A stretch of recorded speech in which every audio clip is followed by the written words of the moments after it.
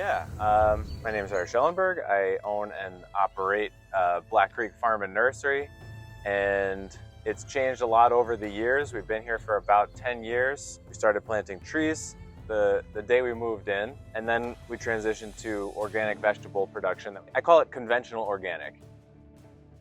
Over the years, it crept in the economic reality of so far from what I initially wanted to get into agriculture for. If this is what it takes to have a successful agricultural operation, I might not want to do that with my life. At which point I started transitioning towards doing more of the nursery work. I was already involved in the permaculture world, but didn't understand how to put that into an economic production model. Finally, I found the Syntropic Agroforestry system, and that sort of connected the dots for me. In Syntropic Agroforestry, the idea is that you plant an entire ecosystem, that kind of mixed strata in the first year, and then it evolves in the second year and third year. So through time, you maintain that stratification, and the species are constantly changing. And then the question of how do you put that complexity into an agricultural system that is efficient, productive, and economically worthwhile.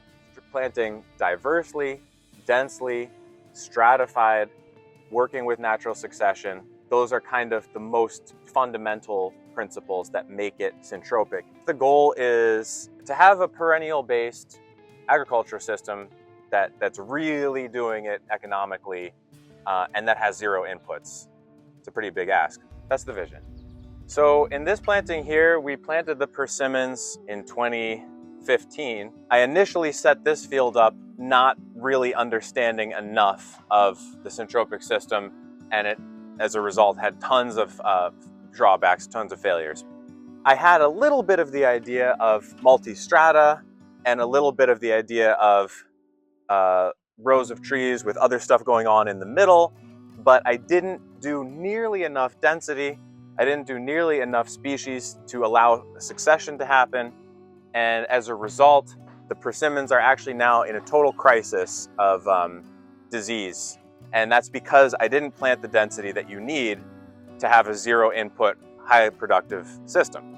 So since that time, I have really been trying to fill things back in where it's a total seed bank in here, basically. We've got a fast growing, high canopy, emergent layer, poplar, everything is in here.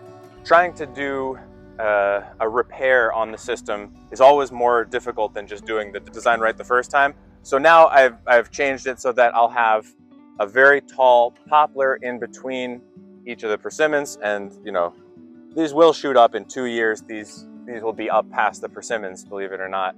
This is where your fertility can come from, is in between your tree rows. You should focus as much on the in-between spaces between your crops as you do on the crops, because you want every inch of the space to be really productive, photosynthesizing all the time, producing a lot of biomass that you can cut and feed to your crops. That's the key to the zero input, is that you have to set aside space and time. Fixing the architecture of this is I'm going to bring in a high layer that's going to be pruned every year, and then we'll have low strata that are mostly support species and more grass production, more photosynthesis going on in between. So a little explanation of what's going on in this field. There's some pretty tall black locusts and maples and sassafras and all kinds of stuff. This is what that area looked like last year. I did a patch cut and planted a new system. And so instead of working with a new field or an open field where succession is very early on, in the only herbaceous stage, here we already had the first secondary forest of pioneer trees that had been growing for about 25 years. This one I did completely by hand, other than a chainsaw. I definitely would use a wood chipper if I did this again, but I kind of just wanted to be stubborn and do this by hand to see what it was like to do it on this kind of scale. I planted hazelnuts on normal commercial density. I seeded this with some fast-growing grasses. There's probably 25, 30 woody species from all different life cycles and strata that were seeded in before I did anything. Instead of a food forest where you're thinking food layer, food layer, food layer, food layer, food layer, This is our food layer, and everything else is here to be a full ecosystem and do its own thing, and also we will interact with it to support the hazelnuts. That's the other thing that really differentiates this system, is that you plant it, but you have to be back here managing all the time to manage the interactions with the plants. Because yeah, if you leave it all to grow, the hazelnuts will eventually be under so much shade that they won't be productive anymore.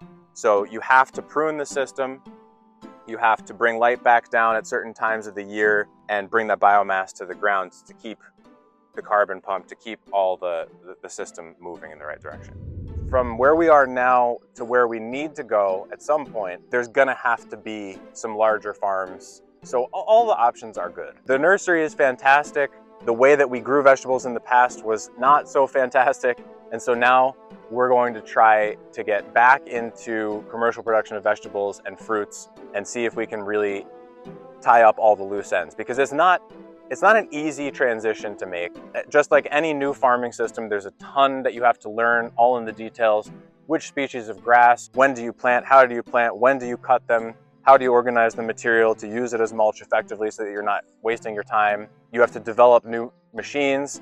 That's one of the most important ideas, is not submitting your planting style to the logic of machines, but submitting the machines to the logic of your planting style. And so it's a big job that we have to do all those changes and make those machines, but that's what we're gonna do.